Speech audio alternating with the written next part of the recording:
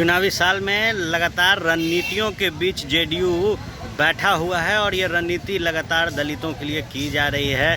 महेश्वर हजारे जो कि मंत्री हैं, उनके आवास के बाहर हम मौजूद हैं और यहाँ आज एक बार फिर SC/ST विधायकों के साथ अहम बैठक की जा रही है। इस अहम बैठक में तैयारियां की जा रही है कि किस तरीके से अति पिछड़े वर्ग के लोगों को, दलितों को अंतिम पायदान पर पहुँचाया जाए। बहरहाल लगातार बात की जाए तो तीसरी बैठक ये की जा रही है SC/ST वर्ग के लिए और इस बैठक से क्या कुछ निर्णय लिया जाएगा उस पर बात करेंगे और जानेंगे खुद मंत्री महेश्वर हजारी से।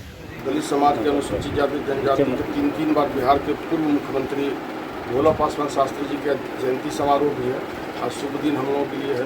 तो ऐसे महान पुरुष जिससे हम लोगों को सीखने को मिलता है, उनकी सादगी, उनकी ईमानदारी, उनकी समाज सेवा जब याद आती है तो लोग आश्चर्यचकित करते हैं कि मुख्यमंत्री जी मरने के बाद भी उनके अकाउंट में मात्र 615 रुपया मात्र उनके अकाउंट में था जिससे मरे थे।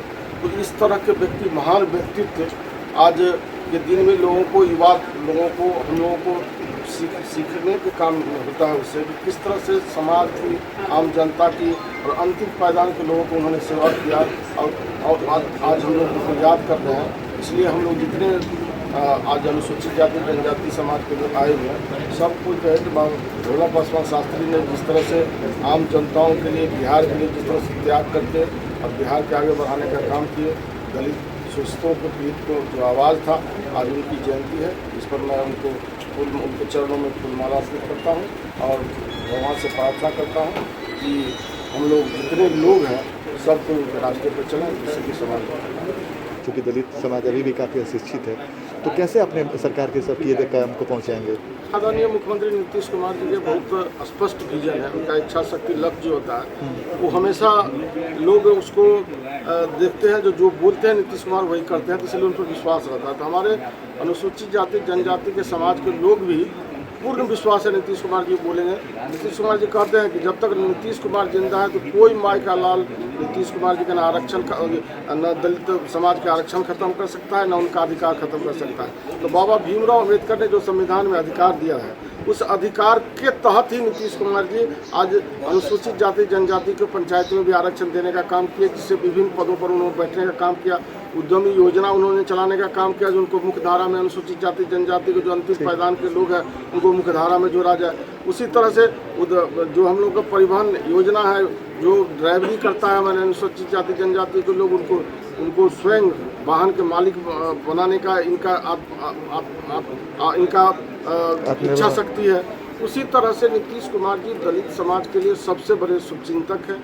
सबसे बड़े बाबा भीमराव अम्बेडकर का जो संविधान में दिया है, चाहते हैं कि सब समाज को, दलित समाज को, अनुसूचित जाति जनजाति समाज को उनके अंतिम पायदान तक पहुंचाने का काम करें। इतना ही नहीं किए, जब उनको जब 14 में इस्तीफा देने का काम किए, नैतिकता के आधार पर लोकसभा चुनाव हारी, तो सबसे पहला दलित समाज में जो अंतिम पायदान के लोग थे उनको भी कुर्सी पर बैठाने का काम किया मांझी साहब को। तो इस तरह से दलित समाज का शुभचिंतक मैंने समझता हूँ बिहार में कोई है, लेकिन आने वाला समय में इनके नेतृत्व में NDA के भारी मतों से जिताने का काम दलित समाज, अनुसूचित जाति जनजाति करने का काम है। कि आज माननीय महेश्वर हजारे जी, माननीय मंत्री जी ने अपने यहाँ सभी जो इम्पोर्टेंट हम लोगों के पार्टी के दलित वर्ग के जो हम लोग कार्यकर्ता हैं उन सबको अपने निवास पर बुलाया है। एक जयंती है तो निश्चित रूप से ऐसे अनुकरणीय व्यक्ति जिन्होंने दलित समाज के लिए लंबे समय तक काम किया और ईमानदारी और निष्ठा के साथ, राजनीतिक शुचिता के साथ प्रदेश को नेतृत्व करने का काम किया, हम सब लोग उनको नमन करते हैं और आज संकल्प लेते हैं कि उनके दिखाए हुए रास्तों से हम समाज को और आगे ले जाने के प्रयास करेंगे। 15 साल मौका मिला, विरोधी ने तो चरवाहा विद्यालय खोलने का काम किया। वो तो चाहते थे कि ये जो दलित, शोषित, वंचित समाज के लोग हैं वो भैंस पर बैठ करके किताब पढ़ें। पढ़ने लिखाने का तो उनका कोई मतलब नहीं था। ये तो उनका राजनीतिक सोच था, लालू प्रसाद यादव एंड कंपनी का। और 15 साल में नीतीश कुमार ने इस प्रदेश में IIT, BIT, NIT, Chandragupta management विश्वविद्यालय, चाणक्य लॉ संस्थान, आर्यभट्ट नॉलेज विश्वविद्यालय, ऐसे संस्थाओं का निर्माण किया कि जो गरीब के बच्चे हैं वो पढ़ें, 4 लाख का स्टूडेंट क्रेडिट कार्ड योजना की शुरुआत की, तो वो हमसे कहाँ बहस करेंगे। अगर बहस करें विकास पर, डेवलपमेंट पर, शेड्यूल कास्ट के स्कीम्स पे, तब ना बहस होगा। वो तो चुपचाप एक कहीं से ट्वीट मार देते हैं, कहीं से कुछ फेसबुक पर डाल देते हैं। लीडर ऑफ द ओपोजिशन है तो नेचुरली लोग नोटिस लेता है, लेकिन किए क्या है। 40 करोड़ का बजट था, 1700 करोड़ का बजट हो गया है SC ST का। 40 गुना बजट पूरे प्रदेश में, देश में आजादी के बाद कोई ऐसा प्रदेश है जहां पर 15 साल में दलितों के उत्थान के लिए 40 गुना बजट का प्रावधान किया गया हो।